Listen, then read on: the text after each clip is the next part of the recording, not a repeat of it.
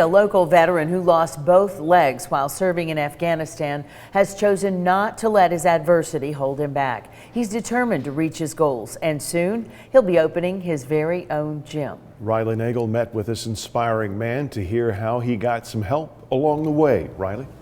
Well, Greg, Cindy, Jason Smith says he's always looked up to his parents who were in the military and knew he wanted to serve his country as well. He joined the Army in 2009 and says it's still the best decision he ever made. But while deployed in Afghanistan in 2012, Smith inadvertently set off an IED, which he says changed his life forever.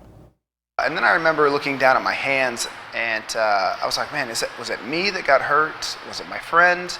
But then I felt my hands kind of cramp up and I looked down and I'm like, well, it was me.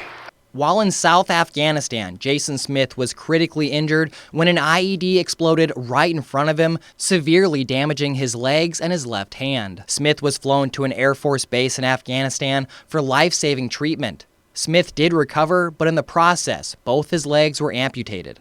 And I knew my life had changed, and with any kind of catastrophic injury like that, you tell yourself like, oh my gosh, my life is over. This is the worst thing that could happen to me. Smith says the next few months were very difficult mentally and physically as he went through physical therapy and had to learn to live without his legs. Once I got through that stage of woe is me, I was able to really focus on putting my prosthetics on, because it took me 4 months to really put my legs on after I got out. Smith says once he put his new legs on, he never took them off again.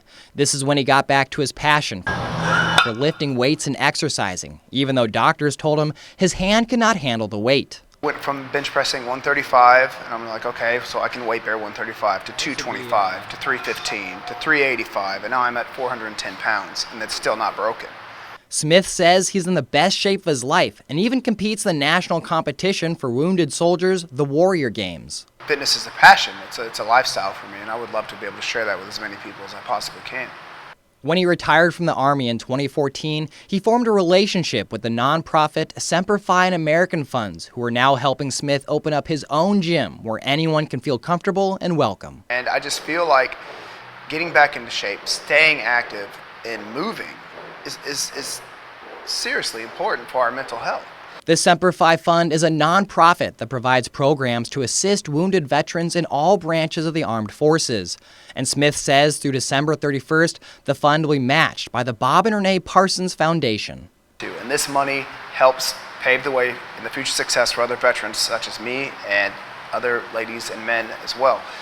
It's huge, it's a great organization, and I plead with you to please look into it.